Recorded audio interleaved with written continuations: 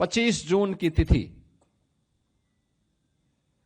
जिस संविधान के निर्माण को लेकर के, जिस संविधान को लागू करने को लेकर के भारत ने अनगिनत बलिदान दिए थे, जिस लोकतंत्र को लेकर के विद्यार्थी हो या युवा, महिला हो या पुरुष, समाज के प्रत्येक तबके के व्यक्ति ने अपने आप को हर स्तर पर बलिदान देने में, किसी प्रकार का सहयोग देने में किसी प्रकार की कोई कोताही नहीं की। बाबा साहब भीमराव अंबेडकर ने तमाम अपमान सहने के बावजूद अपनी पूरी ताकत के साथ, अपनी पूरी बुद्धिमत्ता के साथ भारत के संविधान का जो ड्राफ्ट तैयार करके भारत के नागरिकों के लिए दिया था, उस संविधान का गला घोंटने में कांग्रेस की सरकार को कोई समय नहीं लगा। प्रश्न ये उठता है कि क्या कोई व्यक्ति देश से बड़ा हो सकता है? जो पाप कांग्रेस ने और तत्कालीन प्रधानमंत्री के रूप में श्रीमती इंदिरा गांधी ने 25 जून 1975 को किया था, अपनी सत्ता बनी रहे। इस देश के क्रांतिकारी नारा देते थे, तेरा वैभव अमर रहे मां, हम दिन चार रहे न रहे। और कांग्रेस ने उस दिन उस संकल्प को कैसे उस संकल्प को चकनाचूर किया कि मेरी सत्ता बनी रहे, चाहे लोकतंत्र रहे न रहे। और यह करके कांग्रेस ने आज ही के दिन 50 वर्ष पहले भारत के संविधान का गला घोंटने का काम किया था। भारत के संविधान का गला, ये भारत के नागरिकों के साथ हम भारत के लोग का जो संकल्प भारत के संविधान के प्रेम्बल में प्रारंभ होता है, उन लोगों की भावनाओं पर कुठाराघात था। उनके संकल्पों को चकनाचूर करने की एक कुत्सित चेष्टा थी। कैसे प्रेम्बल तक में देर रात्रि में उन्होंने संशोधन करके धर्मनिरपेक्ष और समाजवादी शब्द जोड़ करके भारत की आत्मा पर कुठाराघात करने का कार्य किया था, संविधान की आत्मा को चकनाचूर किया था। ये किसी से छुपा हुआ नहीं।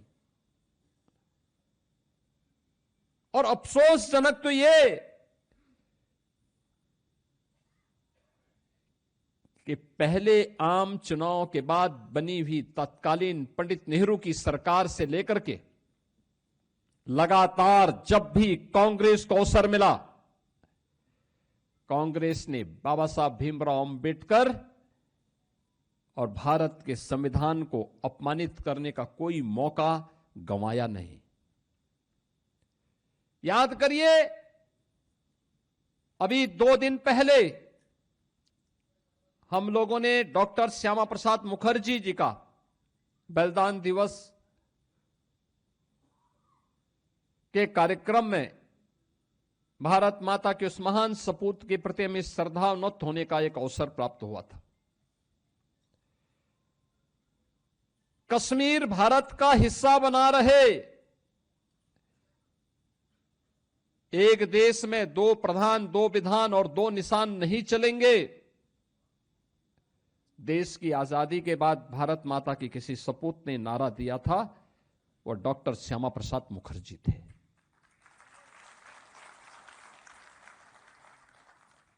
जब देश एक संविधान 1950 में लागू करता है, एक संविधान के तहत पूरे देश को एकता के सूत्र में बांधने के एक संकल्प के साथ उसको लागू करता है, तो फिर कश्मीर के लिए पृथक व्यवस्था क्यों? डॉक्टर श्यामा प्रसाद मुखर्जी जी ने यही तो बोला था, यही तो प्रश्न उठाया था, और इसके लिए उन्होंने अपना बलिदान दिया।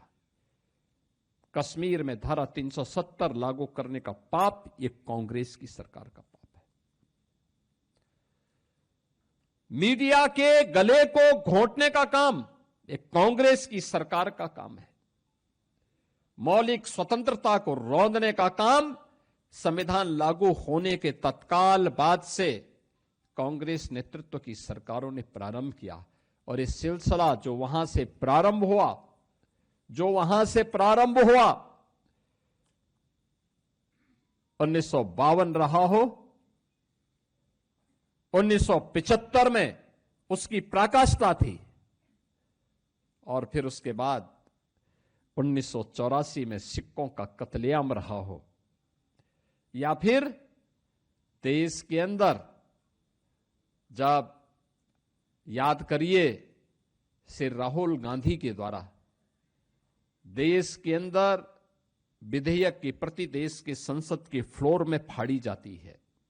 ये सभी कृत्य अलोकतांत्रिक हैं, संविधान का अपमान करने वाले हैं, भारत के महान स्वतंत्रता संग्राम सेनानियों की भावनाओं के विरुद्ध आचरण करने वाले हैं।